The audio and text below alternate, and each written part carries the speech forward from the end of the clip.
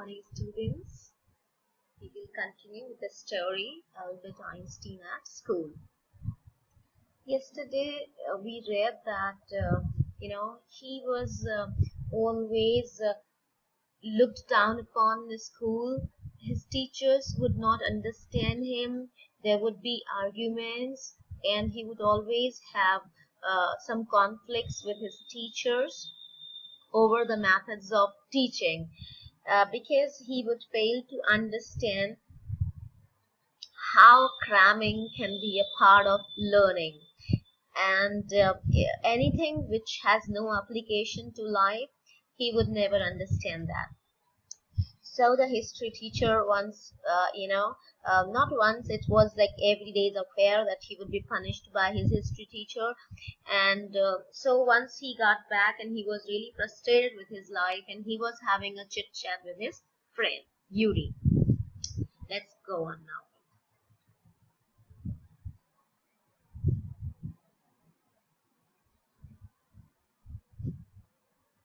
Now he said that then he was after Yuri, he was talking to his cousin Elsa. She had come. She had come to Munich. Generally, she lived in Berlin, and her father had a business.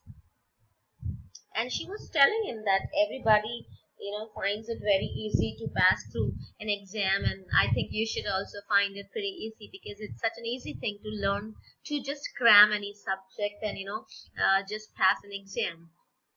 Then she asked him what he was reading, and he was reading a geology books. Then he said, it's not in my course, but I'm reading it as additional something. And apart from it, he said that his comfort was in music, but his landlady would never let him play the violin. Yeah, now let's continue from here. I must go away. I must get away from here, he told Yuri. After 6 months alone in Munich, it's absurd that I should go on like this. He said it's been 6 months to me here in Munich, and I have not seen any progress, personal progress. In the end, it will turn out I have been wasting my father's money and everyone's time. It will be better for all if I stop now. And then what will you do? Yuri asked. I don't know. If I go to Milan, I'm afraid my father will send me back, unless his eyes gleamed with a sudden idea. Yuri, do you know any friend doctors? Then he said his friend, can you tell me any doctor here? I know a lot of medical students and some of them are friendly, said Yuri. You said exactly not doctors, but they are medical students, and I can definitely give you their address. Doctor, no, I have never had enough money to go to one. Why? He said, I don't know doctors because I don't have enough money. Suppose, said Albert, that I had a nervous breakdown. Suppose the doctor would say it's bad for me to go to school and I need to get right away from it. He said, I want to give a medical certificate claiming that I am not physically fit to go to school, mentally fit actually.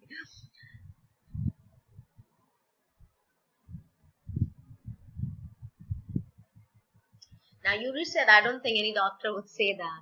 I must try, said Albert. To find a doctor who specializes in nerves. He said, okay, fine. I gotta find a doctor who has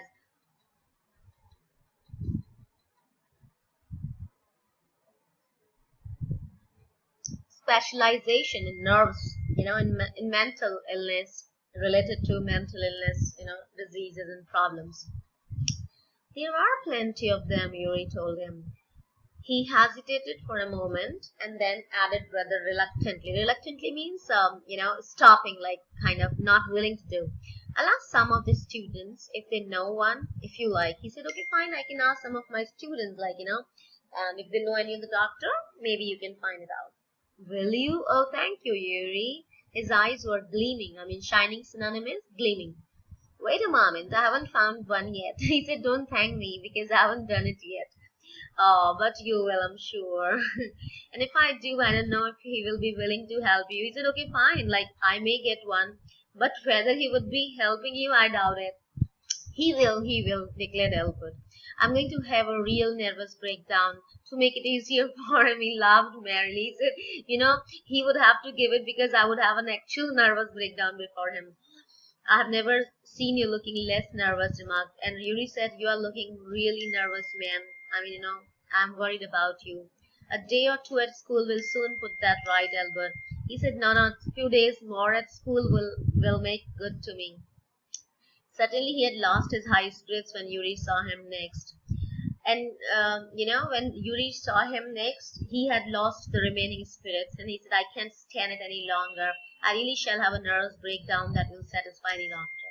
He said, I cannot just, I mean, just go on bearing this school thing anymore because it's very hard for me. It's very hard for me, very hard." "Keep it up then," said Yuri. "I found a doctor for you." He said, "Oh man, I found somebody." "You have?" His face lit up. "Oh girl, when can I see him?"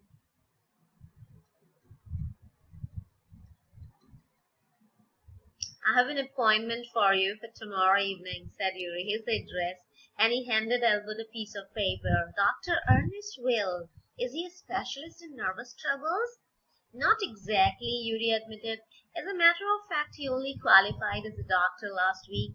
You may even be his first patient." He just said qualified last week only. "You knew him as a student then?" "I have known Ernest for years." He said, "No, I've known him for quite a long time." Yuri hesitated for a few moments. "He's not a fool," he warned Albert. He said, "Don't consider him as a fool." "What do you mean?" "Don't try to pull the wool over his eyes. Like, don't try to pull the wool over his eyes and don't try to fool him.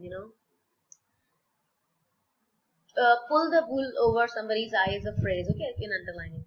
That's all. Be frank with him, but don't pretend you have got what you haven't. Not what you have, you would deceive anyone. Not that you would deceive anyone, you added. You are the world's worst liar. You cannot even lie properly. Albert spent the next day wondering what to tell the doctor when the time arrived for his appointment. He had worried over it so much that he really was quite nervous. Actually, he had worried over it so much that he actually was going to have a night, nervous breakdown. I didn't really stop here because, yeah, we have to like go slow, but it's almost completing.